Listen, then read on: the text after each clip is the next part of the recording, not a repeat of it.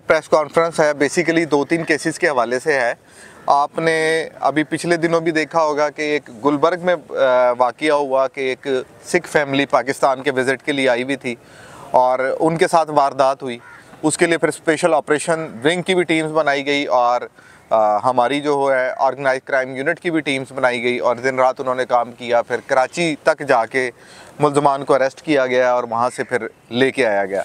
लेकिन ये जो इस तरह के वाक़यात थे बेसिकली ये वारदात तो होती रहती है, लेकिन साथ ये एक इंटरनेशनल एम्बेरसमेंट भी हमारे लिए कॉज कर रहे थे कि लोगों को ये लगता था कि पाकिस्तान और फिर ख़ास तौर पे लाहौर में आके जिस तरह है कि लाहौर में गैर मुल्कियों के लिए भी ये सेफ़ नहीं रहा। इस आप देखते हैं कि इकॉनमी भी हमारी जुड़ी होती है, इससे बहुत सा कारोबार भी इसके साथ जुड़ा होता है।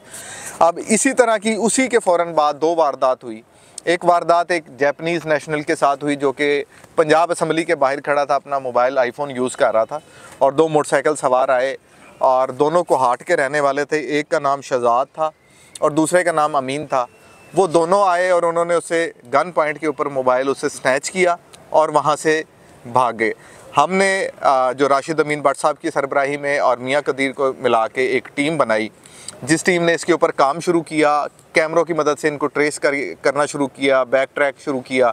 इसी दौरान फिर यहाँ सिटी के एरिया में एक सिख फैमिली के साथ दोबारा वारदात होती है और उनसे भी इसी तरह मोबाइल छीन लिया जाता है। तो ये पे दर पे तीसरी वारदात हो जाती है जो कि फॉरेनर्स के साथ होती है और एक आग लग जाती है।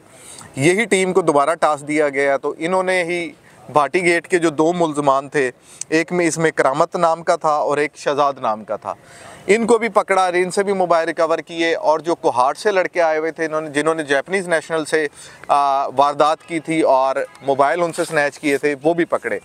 इनका मॉडस ऑपरेंडी ये था कि ये मोबाइल स्नैच करते हैं और पेशावर से फिर इनके पास लोग आते हैं इकट्ठे। जब मोबाइल हो जाते हैं ये उनको व्हाट्सएप पे कम्युनिकेट किया जाता है, 15-20 मोबाइल इकट्ठे हो गए, वो इनसे मोबाइल ले जाते हैं और फिर उनके ज़रिए ये मोबाइल अफ़गानिस्तान जाते हैं, वहाँ पे पैच करके IMEI चेंज करके फिर ये वहाँ पे इजीली यूज़ होते हैं। पाकिस्तान में ये यूज़ नहीं हो रहे थे। तो हमारी अब टीम्स पेशावर भी और इस वक्त कोयटा भी गई हुई हैं और इंशाल्लाह हमें पूरी उम्मीद है कि अभी तक हम इनसे 30 मोबाइल रिकवर कर चुके हैं और ये दोनों ग्रुप्स जो हैं पुराने रिकॉर्ड याफ्ता है और हमारी दोनों टीम्स बहुत जल्द आपको इंशाल्लाह जो इनके रिसीवर्स हैं जो अफ़गानिस्तान तक आगे काम कर रहे हैं उनको भी पकड़ के आपके सामने लेके आएंगे।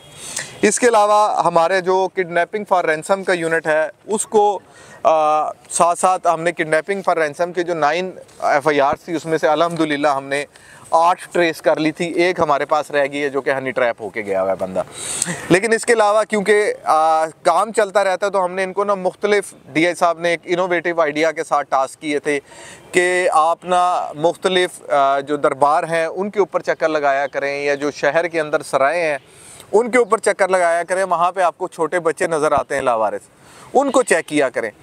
तो इसी तरह हमें एक झंग का छोटा बच्चा मिला, जब उससे पूछा गया था पता तो उसको कुछ नहीं मालूम था, वो 3 माह से यहाँ पे आया हुआ था। ट्रेस किया गया तो उसकी एक FIR बच्चे की रजिस्टर हुई हुई थी झंग सदर के अंदर और वो 3 माह से यहाँ पे दरबार पे बैठा हुआ था, वापस जाने का किराया नहीं था।